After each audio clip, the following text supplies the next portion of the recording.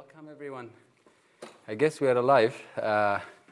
1 second before that, if you are using translation, I'll switch to Arabic in a second. But if you need a translation, please do pick one.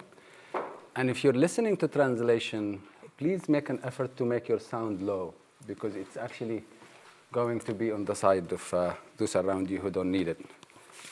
And if someone around you have a loud voice, try to use, of the translation, try to use passive aggressiveness and ask them to turn it down, please. Okay. مرحبا بالجميع. أهلا وسهلا.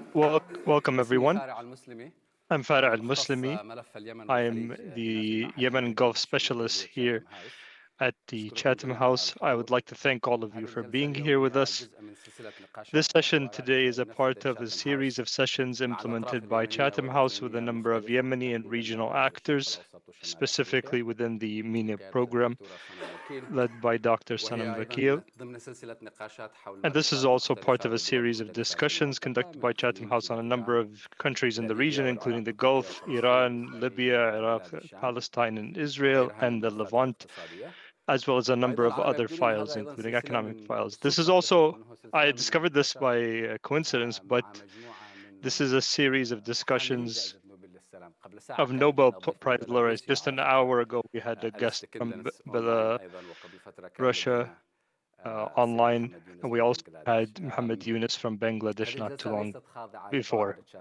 This is not going to adhere to Chatham House, the session, because it's going to be broadcast on social media sites and will be available online. We have a full hour. I will try to use the first 15 minutes or maybe 20 minutes in a discussion with our guest, after which I will open the floor for questions and answers from the audience here in the hall, as well as the participants via Zoom, who can present their questions at any time, starting now.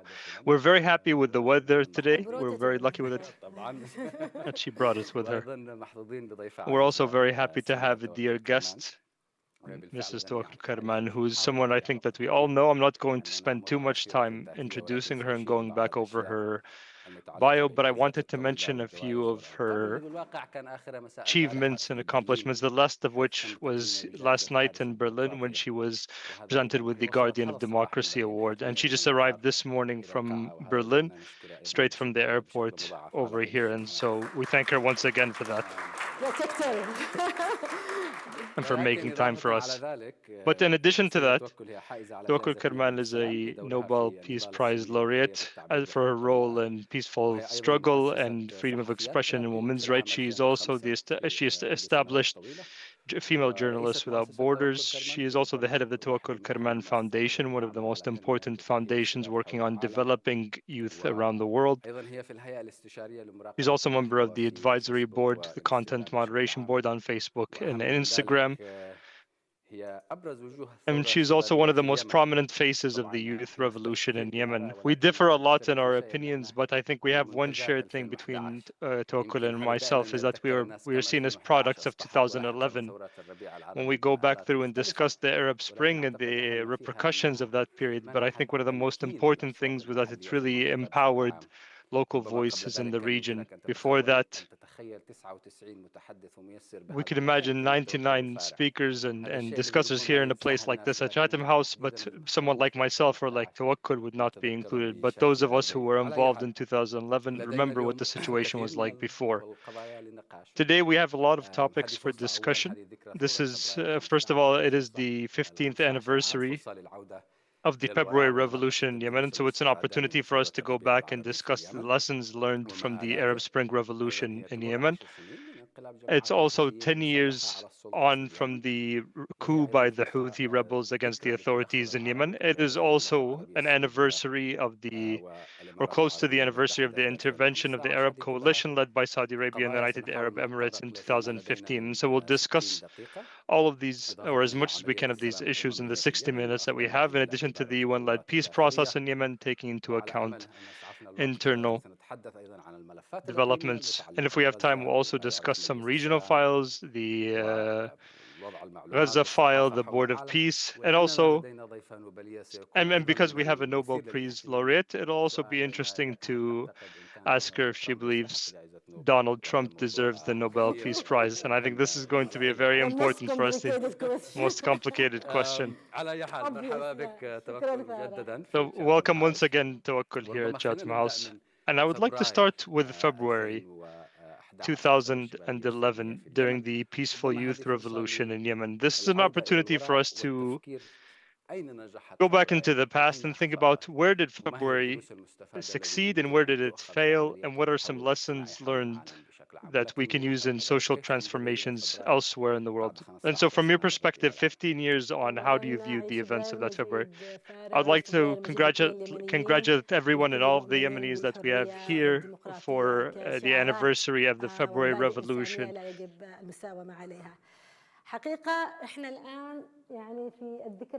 We are in the 15th anniversary of the February Revolution. When I go back and think about the February Revolution, the first thing I think about is my pride and my appreciation. It was a decisive historical moment in the lives of Yemenis, and it is also an important moral and political reference for our process, and it is the way out for Yemen to escape the difficulties it was facing under the dictatorial rule of Ali Abdullah Saleh, as well as the suffering that it is facing now because of the coup by the Houthi militias supported by Iran, and also because of the ongoing conflict led by Saudi Arabia and the United Arab Emirates, even if United Arab Emirates was recently forced out of Yemen.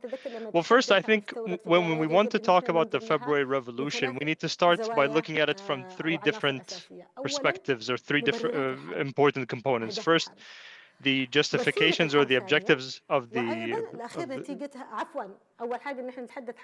first, we talk about the objectives of the war, the justifications and objectives of the revolution, and then the second component will be the approach that was used to carry out that revolution, and then we will conclude with the outcomes or the results of the revolution. So let's start with the justifications and objectives. The February Revolution was a result of structural, political, and economic deficiencies that had been ongoing throughout Ali Abdullah Saleh's reign. Ali Abdullah Saleh governed the country for 23 years with nothing but failure, corruption, and violence. And the state, which is supposed to be a social contract between those in power and those being governed, he transformed it from a state of institutions into one led by an individual and a tribe. During his period, Yemen went back to having high levels of poverty, high levels of unemployment, and during his period of rule, the way that he governed the country using a divide and rule approach and of using a violent approach throughout his reign. I remember the many wars that Ali Abdullah Saleh led, starting with his participation in the killing of former President Ibrahim al-Hamdi, the wars in the central regions, the Saada War, and before that, the 1994 war. And so for Ali Abdullah Saleh, violence was an instrument of power and governance, feeding into conflicts, even between tribes, intertribal vendettas, and even using terrorism, for example, as a way to outmaneuver both his local opposition and external actors. And so the revolution was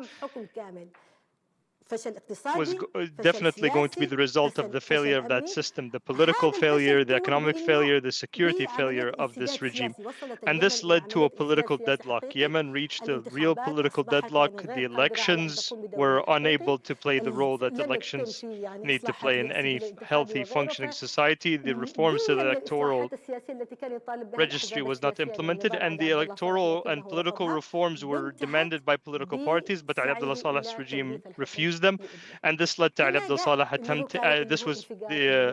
reached its peak with Ali Abdullah Saleh trying to give power to his son, for his son to inherit power. And this is when the Yemeni people stood up and said no, and said that no, we need to open a new pathway towards the future, and for us to rise up against this regime as the only way for Yemen out of this dark tunnel.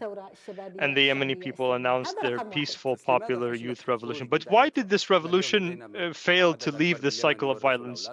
We have a larger number of conflicts in Yemen. The conflicts have expanded from where they were before. And so what was the problem with the revolution that led to this outcome? Farah, let me just take a step back here, because I think it's important for us to go through things in order, and especially since we're discussing the outcome or the repercussions of this revolution. I think the most beautiful outcome of the peaceful revolution in 2011 was that it instilled a culture of non-violence against the violence being used by Ali Abdullah Saleh. We led a peaceful revolution, a great peaceful revolution that Yemeni people participated in, even though people are heavily armed.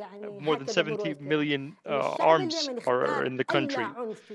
And for the Yemeni people to choose non-violence in dealing with Ali Abdullah Saleh's violence and as a way to achieve change, I think in and of itself is an important achievement and a very important turning point in Yemen's history. Secondly, the outcomes of the Yemeni revolution, which forced Ali Abdullah Saleh, after more than a year of remaining peaceful against all of the violence used by the regime at the time. Throughout this period, the Yemeni people did not respond to Ali Abdullah Saleh's violence with any violence of their own.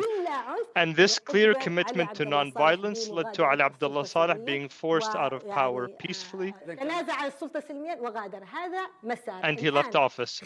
And so that was one of the outcomes. And we'll talk about the failures of the revolution, but this is a point that's usually ignored or not addressed sufficiently. And this is the second question, or second component of what were the outcomes of the revolution. First, like I said, it instilled a culture of non-violence, and that's something that we must not ignore. And secondly, it led to the collapse of the dictatorship through non-violence. And third, when it managed the transitional period, there was significant adherence to the criteria of the revolution.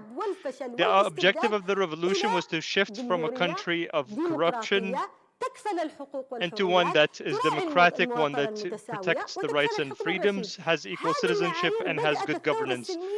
And these are the criteria that were started to be implemented during the transitional period. And so we can govern, or we can gauge or assess the revolution during the 3 years of the transitional period.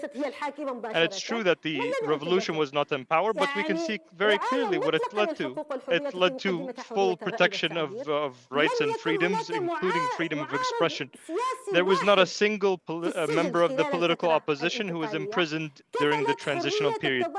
It ensured the freedom of protest and demonstration without any repression or violence. And it reached a point of relative economic stability where wages started to increase. And more importantly, Farah, and I think you remember this very important period in Yemen's history and in the history of the revolution. I think this is the most important of its legacies. It's that it was able to bring all Yemenis together in a dialogue. All Yemenis from the north, the south, the east, and the west, from the different social components, were all together at a single table to discuss all of Yemen's issues, including the form of the state, including the economy, including the armed forces, all of the issues that Ali Abdullah Saleh used to take control of the state and to ensure that it had authoritarian governance, including the issues of Saada and the south, which were used to blackmail the rest of the country. But now they were discussed openly at the table by all Yemenis, and this helped us find a way forward. Yeah, I'm finding it very hard to come in here. It's a very important period, and I think I call for all revolutionaries, including Yemen's revolutionaries and the revolutionaries of the Arab Spring, to defend the revolutions and to defend the achievements during the transitional period. They told us that no, our revolutions have failed, but they haven't failed. When we looked at the governance during the transitional period, there was a counter-revolution against the outcomes of the revolution. And after we achieved the National Dialogue Conference, a comprehensive National Dialogue Conference with solutions for Yemen's problems and a roadmap for all of the issues facing Yemenis. We also concluded a draft constitution that could have moved Yemen toward the future.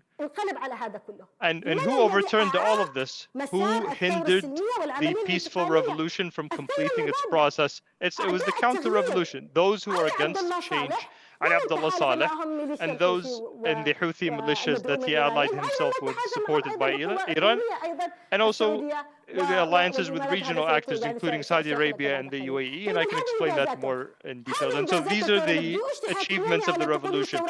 Don't tell us that the revolution has failed. It has not. We were able to achieve non-violence. We were able to remove a dictator through non-violence, and the revolution governed for 3 years and was able to meet all of its achievements. We were very close from Yemen transitioning from a revolutionary period to stability and a constitution, but unfortunately we had the coup.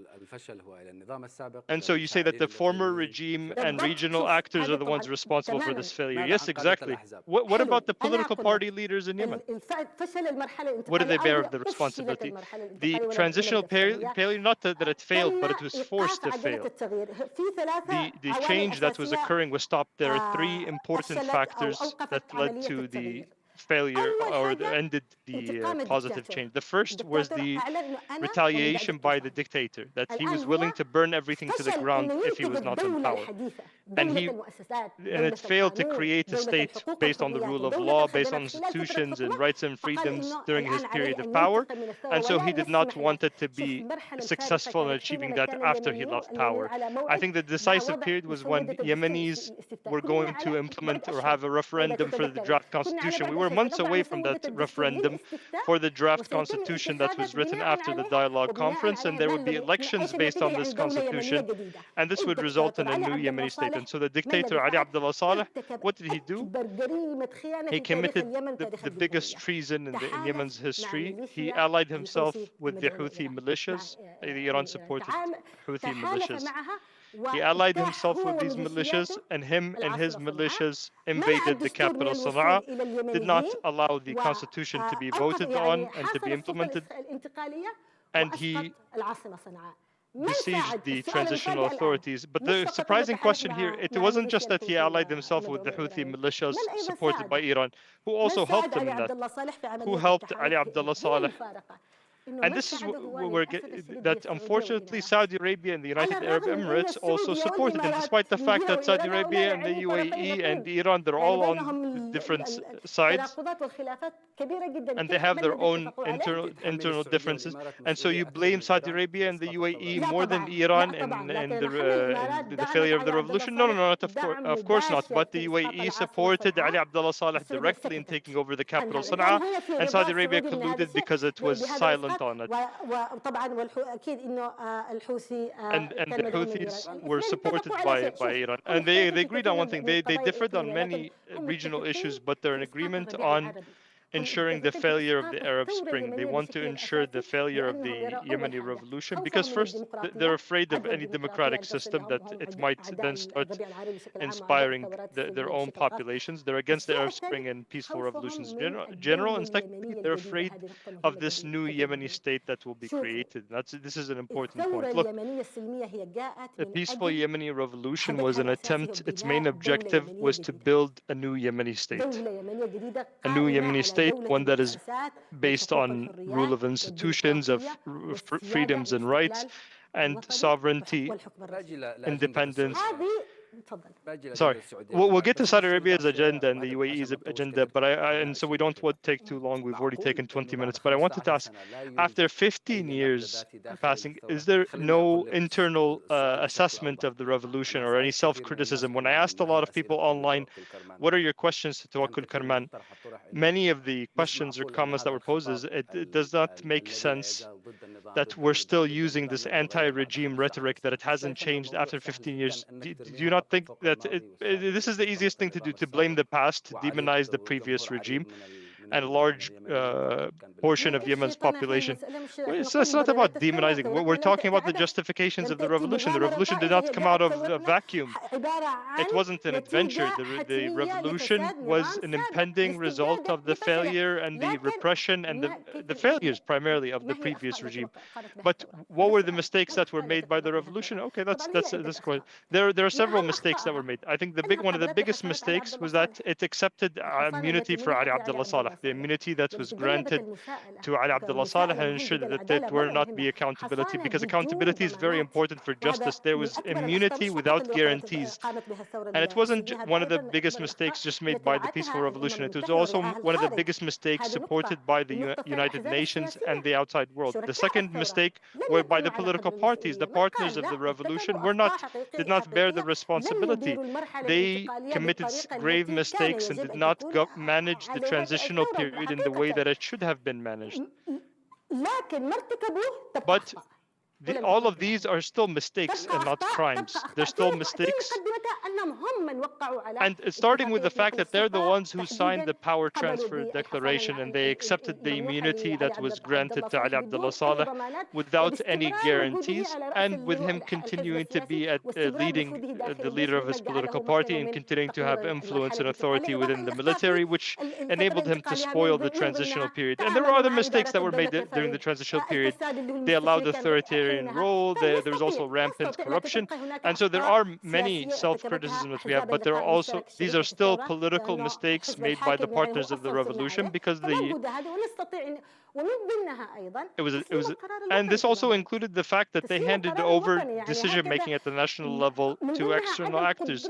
This also includes their inability to deal with the counter-revolution. They weren't able to protect the peaceful revolution. When we talk about handing over national decision-making, if we move from the revolution to 2015, okay, with the Kingdom of Saudi Arabia and the UAE getting involved in the conflict in Yemen, what do you think the agenda of these two states were through Operation Decisive Storm and through their current involvement in Yemen? What does Saudi Arabia and the UAE want from Yemen? I'll tell you. There was direct Emirati support to Ali Abdullah Saleh and his alliance with the Houthis, and so direct Emirati support. And the plan was as follows. There were red lines that were given to Ali Abdullah Saleh that you and the Houthi militias take over Sana'a and the northern areas, and it's not allowed.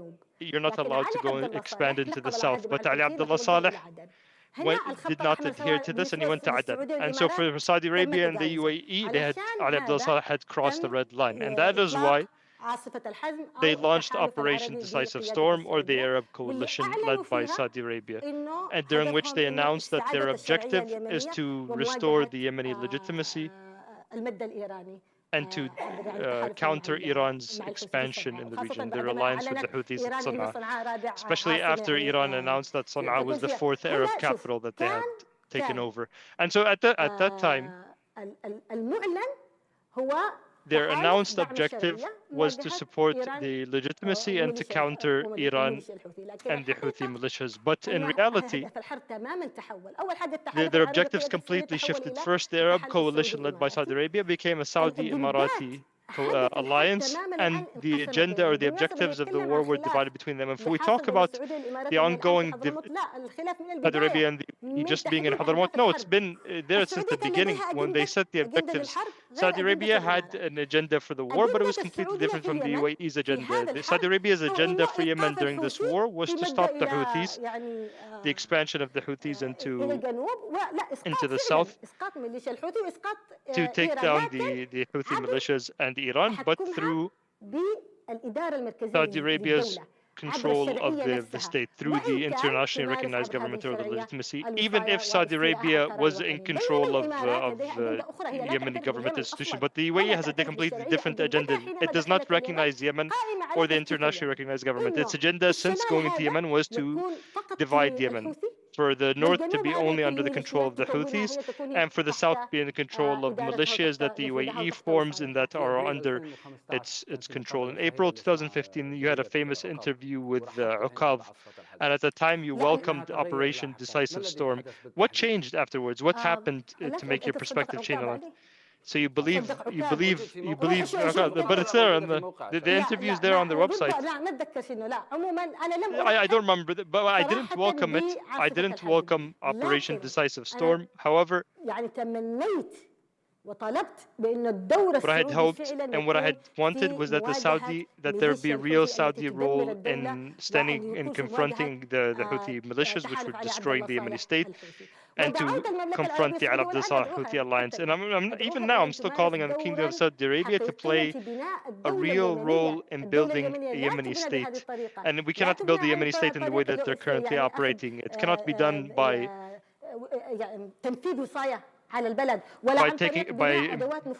operating as if you have a mandate or operating outside of the government institutions. And it also cannot be done by being quiet about the crimes being committed by other states, and which is what Saudi Arabia had done. And what I've been calling for, and what I continue to call for, is a real partnership between the Kingdom of Saudi Arabia and the Yemeni state. When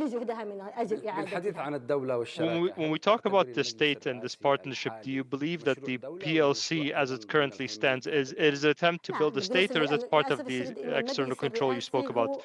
Unfortunately, the Presidential Leadership Council is an attempt to share power among these other external actors. What's happening in Yemen now is going back to the objective of the Saudi-led Arab coalition in Yemen. It was to restore the internationally recognized government, the Yemeni state. But what's happening is that they've weakened the Yemeni state, they've dismantled the Yemeni state, and now, rather than the legitimacy being the legitimacy of President Hadi, we're trying to create these new structures, but it's still divided between Saudi Arabia's influence and the UAE's influence. But going back to the Saudi-Emirati dispute, the Saudi-Emirati dispute started with their differing objectives during the war, because Saudi Arabia actually wanted to defeat the Houthis through a Yemeni entity that they would be in control of and would have a mandate over, whereas the UAE's approach was to divide Yemen, and its policy or its approach was based on creating differing armed groups within the state. But the more harmful role in Yemen now, where the war has truly become a conflict between rather than being a conflict between the government and the Houthis, it has become a conflict among the different actors within the liberated areas. And so the worst role, even worse than the role played by the Houthis, is the Emirati role inside Yemen. The Emirati role, which aimed to dismantle Yemen, to restructure Yemen politically, militarily, and socially, and to separate a north that is controlled by the Houthis and a south that is under the UAE's control. It's taken over Yemen's islands, it's taken over Yemen's coastlines, it's taken over Yemen's ports. It's formed many, many different armed groups, militias, all of which have direct loyalty to the UAE, and it has not allowed government institutions to carry out their roles in the liberated areas. It's had its own secret prisons, it's committed many violations. And so what the UAE has done is the biggest threat to the Yemeni state. Let's zoom out a bit. So we have the civil war level. We also have the failure in the transition, but we also have the destructive regional interventions. Do you think can you still see what peace would look like in Yemen? Would it be possible for us to reach peace, for example, with the Houthis or among all Yemenis? Do you think can you still imagine peace in Yemen? Well, first, I refuse the description of a civil war in Yemen. No, the war in Yemen is not a civil war, and I thank God that it has not gotten to that point. And that's what gives us the real opportunity for peace. The war in Yemen, despite all of these complications, despite the role of external actors, Iran, Saudi Arabia, and the UAE, and the countries supporting them, is that it has not devolved into a sectarian war or an ethnic war. Yemeni society remains relatively cohesive. Yemenis still defend each other even. Can you imagine signing a peace agreement with Abdul Malik al-Houthi? Yes, of course. If they'll disarm, if they'll give up the control of arms and they'll accept the state having a monopoly on violence, then yes, of course, the Houthis or anyone else. Because what are the objectives of the February Revolution? The objectives of the February Revolution is to build a stable and independent state, and that cannot be done by actors who compete with the state over its monopoly on violence. And so yes, we call for peace with all of these different armed groups who must cut off their ties and their loyalties outside of the Yemeni state and to be involved in the Yemeni state. This is the umbrella that we can all, as Yemenis, work under. This is the identity that brings us together. Let's take a step back to a more difficult file, or a more bloody file. Gaza, can you imagine a peace process or peace agreement there? And what is your perspective on the current Board of Peace or the approach to peace in Palestine? Look, the Board of Peace, from my perspective, is nothing more than it's a board that does not recognize peace, because this it is structurally unsound. Its political perspective and how and also its outlook on the Palestinian cause. First of all, it does not recognize the international legal references to resolving the Palestinian issue. It does not recognize UN Security Council resolutions for the right of Palestinians for self-determination, for establishment of a state, and for its sovereignty. Within this board itself, there's no real representation of the Palestinian people. This board was based on the marginalization of Gaza, dealing with Gaza as a completely separate, taking it away completely from the arrangements for the Palestinian file. And so this board, in addition, obviously, to the problems that it has with its international legitimacy of trying to present itself as an alternative to the United Nations. And so I do not see any real way forward for this council or for this board unless it starts by recognizing the outcomes related to the Palestinian cause, starting with the right of Palestinians to self-determination. A board that has a war criminal like Netanyahu and a war criminal like Tony Blair involved in it. What kind of board is this? How will it achieve sustainable peace anywhere? A board that still has not been able to stop the ongoing conflict in Gaza and stopping the Israelis from continuing their killing in Gaza, let alone the crimes being committed in the West Bank. So from what I might understand from you, that Trump does not deserve the Nobel Peace Prize. Well, look, on Trump, when you talk about the Nobel Peace Prize and Trump, you need to start by looking at what are the principles of the Nobel Peace Prize and what is its ethical philosophy. It's based on the idea that it's given to those who work to achieve and build peace by stopping conflicts, by decreasing armaments and militaries, and by spreading brotherly relations between states, and by strengthening international law and human rights. And what has Trump achieved in any of what has Trump done? The first thing that Trump did with regards to decreasing spending on arms, Trump has increased defense spending in the United States, and he's withdrawn from the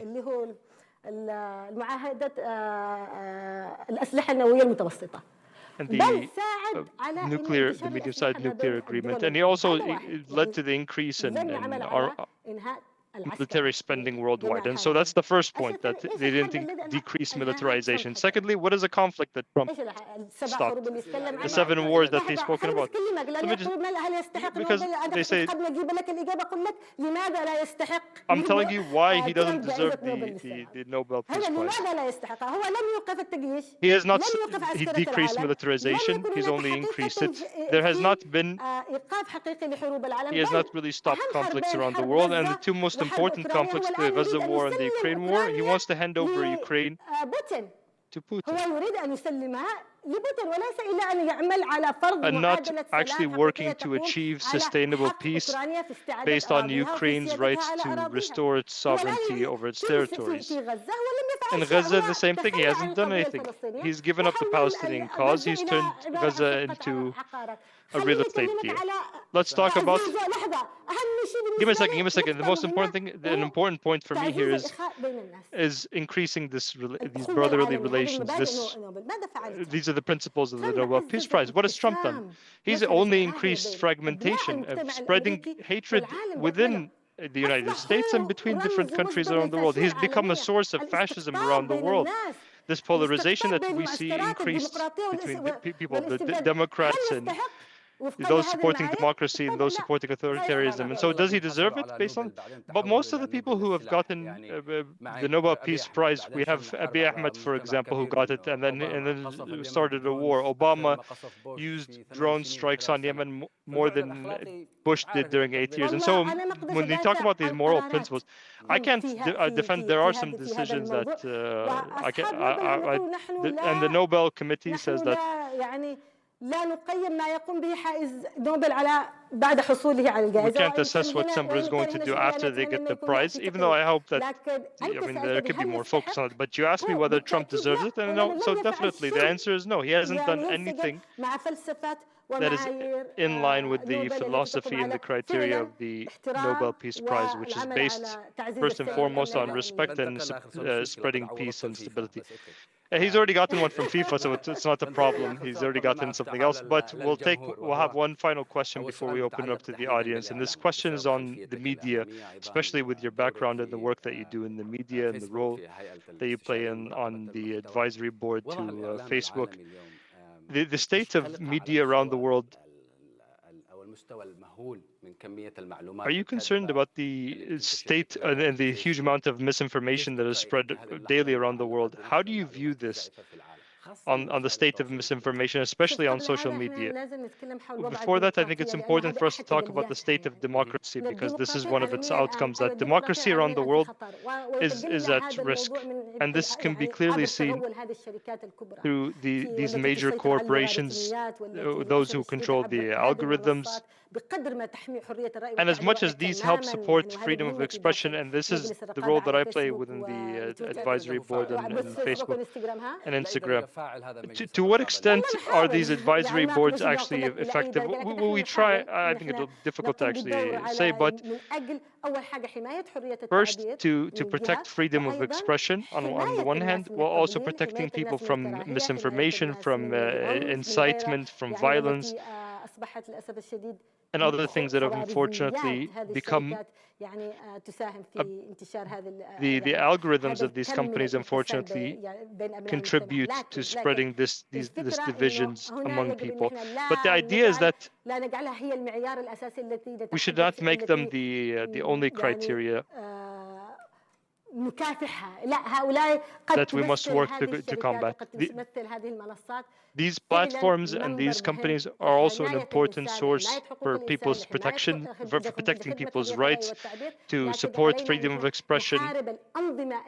But it's important for us to confront the systems that lead to this misinformation and that use social media for campaigns against opposition and against the truth. One final question about the media. I wanted to ask you about the Bilqis channel. It was a successful channel that was very well known in Yemen. It operated for 10 years. Why was it closed so suddenly? This is a question that we always hear. What was the pressure that Bilqis, the satellite channel, came under to close it? And for those who might not know, Bilqis is a satellite channel that was chaired by Tawakkol Karman. I can't go into details, but the question of why Bilqis isn't gone. It still has other platforms, including its digital media platforms. And so we're trying now to increase our reach, to increase, regardless of all of the challenges that we're facing. And yes, we have faced challenges. We faced something that we were unable to deal with. But more importantly, are we going to continue? Have we given in? Have we surrendered? No, we will not. We're like a phoenix. Bilqis will be back. And it continues to operate through its digital platforms, but the challenge now is with increasing our presence and also our influence. I felt like it was a victim of these new regional understandings between Turkey and Saudi Arabia, between Qatar and Saudi Arabia, because at the end of the day, it was an important. Bilqis is not gone. It's still going on. It is still operating. And we launched it on February 11th. And so anyone who might expect that they can take away Bilqis's voice is wrong. Okay, we'll take questions from the audience. If anyone has any questions, please raise your hands. And please introduce yourself before asking your question. Introduce yourself and the entity you represent. We have 18 minutes. We'll try to take as many questions as we can during this period. We'll start here from the front of the room. Jamil Gürsen, member of Chatham House. Tawakkol, thank you very much for a fantastic, enlightening conference I heard this morning, well, this afternoon from you. My question is, I asked these questions to your Prime Minister at the time and also the President. Were there any war crimes committed during the wars? I won't say civil war because you don't accept it as a civil war, by Arab Emirates as well as Saudi Arabia against your own people. What do you say to them? Is there any war between Saudi and the Emirates? What they did to Yemen at the time, are they tantamount to war crimes? هل السعودية والإمارات مسؤولة عن جرائم حرب في اليمن? The man in the back, yes, please. Yes.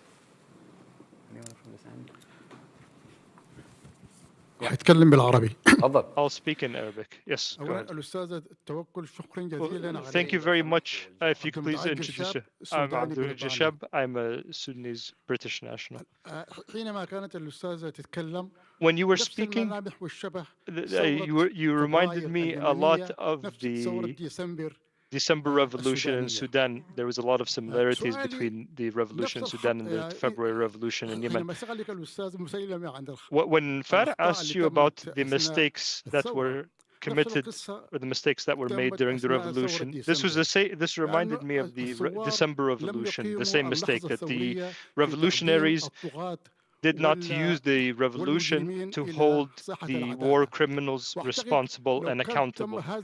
And I think that if this was something that had been done, then the current situation that we have in both Yemen and Sudan would not be there. And secondly, the partnerships that were created with the despots from the past. This is the same thing that happened in Sudan. And this is what led us to the conflict. And so what is your question, sir? Or is it just a comment? And so my question is, what are the similarities between the Sudanese revolution or the Sudanese conflict and the Yemeni conflict? Thank you very much. Okay, we'll take these two questions and then we'll come back to the floor. The first question was if Saudi Arabia and the UAE committed war crimes in Yemen, and I also wanted to expand it on what is your perspective of transitional justice in Yemen in general. And the second question is, what are the similarities between the difficulties in conflict and revolution between Yemen and Sudan? The biggest crime that was committed in Yemen was the destruction of the Yemeni state, of the destruction of any future pathways of Yemeni state, and the creation of all of these different militias and armed groups.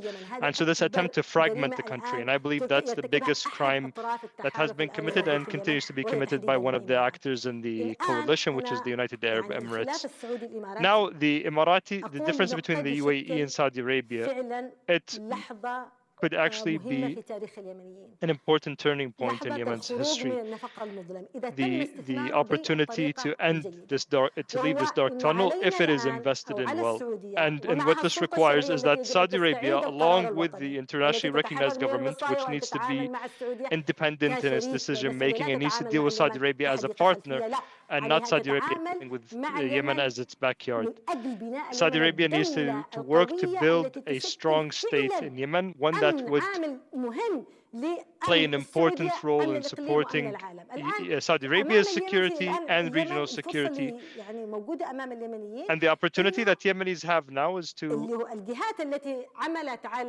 إدارة تحويل الحرب في اليمن أو تحويل استعادة الدولة اليمنية إلى إدارة الصراع wanted to try to manage the conflict through the different spheres of influence between Saudi Arabia and the UAE within the liberated areas. Now that's أحد أطراف الصراع over one of the actors in the conflict. The UAE is no longer directly involved. And so the question is, what will Saudi Arabia do in Yemen?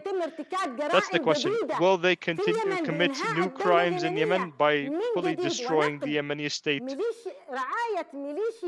and supporting the militias of the Southern Transitional Council and other armed actors that the UAE was supporting in Yemen, whereas they just shift from being supported by the UAE to Saudi Arabia? That would be the biggest mistake that Saudi Arabia can commit.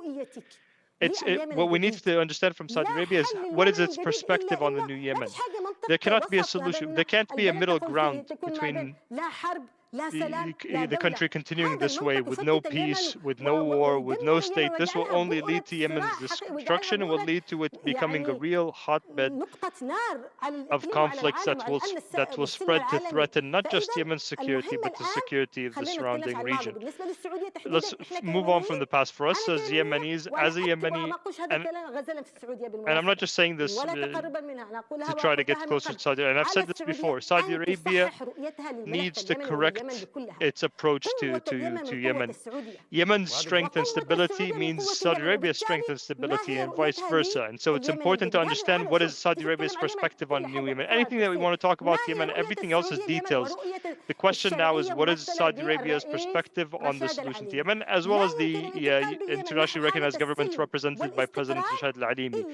There cannot be peace and stability in Yemen unless all of the different armed groups in Yemen are unified under a single command, under a single president, a single minister of defense, and the liberated areas are.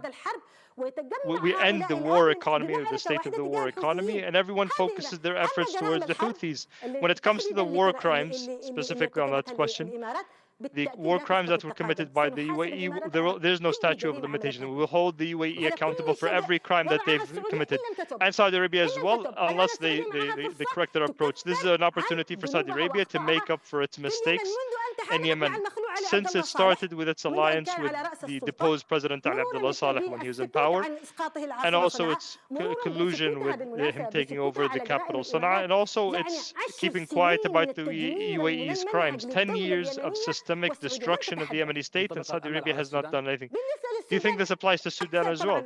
Or this hope that these mistakes are made in all the revolutions, and I don't think we can continue talking about that. But I think this is an important historical moment. We rose up against despots who only govern through violence and oppression.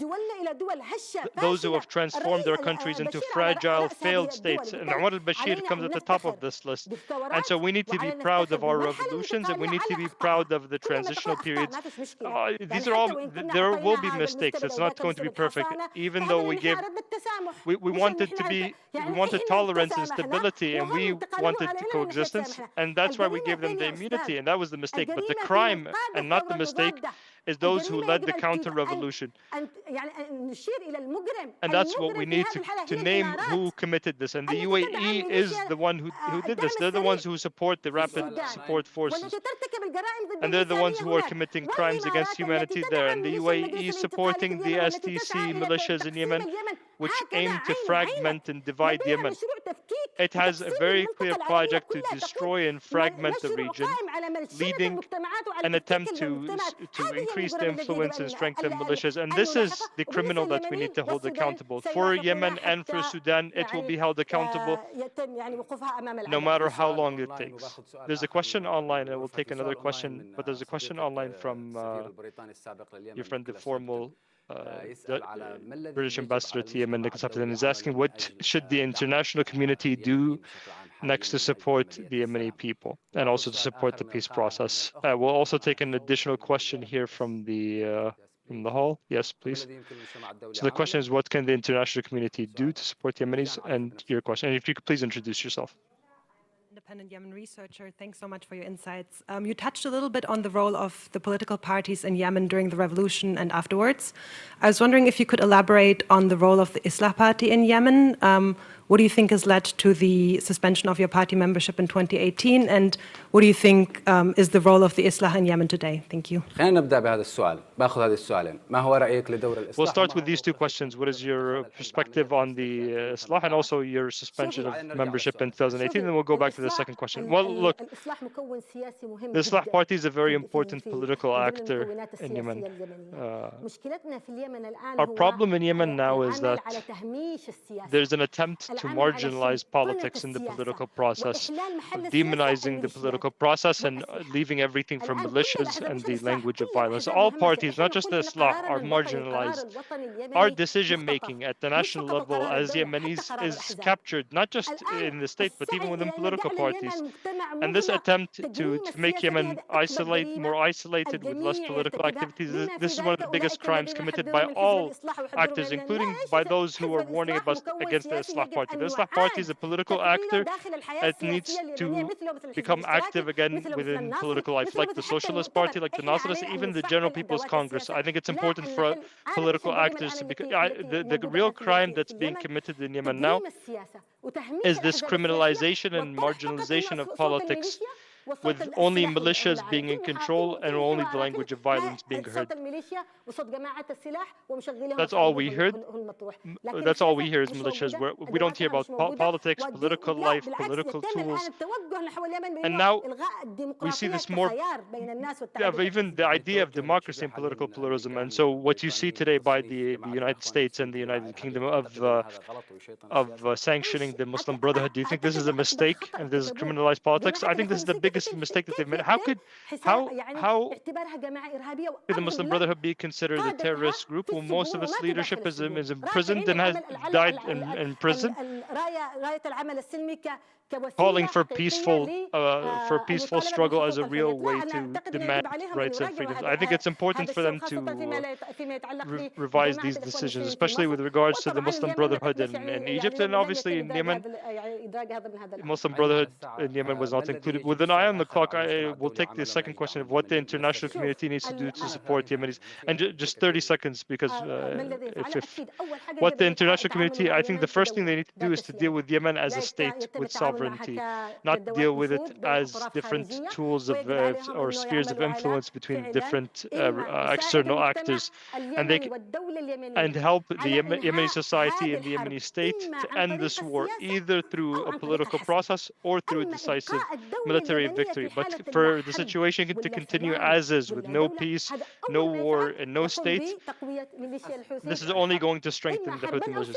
Yeah, either through peace or either through a political process or peace process. I always support the peace process first and foremost, and I always call for that to be the solution. That it's important for there to be negotiations with the Houthi militias, and for it to commit to disarming, and for it to be a part of Yemeni political life, and to operate as a political movement. That's important. But if that is not successful, then the Yemeni state needs to disarm the Houthi militias and the other armed groups. And once again, Farah, the beginning was not with the Houthis. They should start in the liberated areas. If the Yemeni state does not, if there is no rule of law in all parts of the country, from Al-Mahra all the way to Hudaydah to Socotra, then it will fail in its battle against the Houthis. And so the first thing it needs to do is to provide services in the areas under its control, the liberated areas, to spread the rule of law, and to negotiate with the Houthis. And even for there to be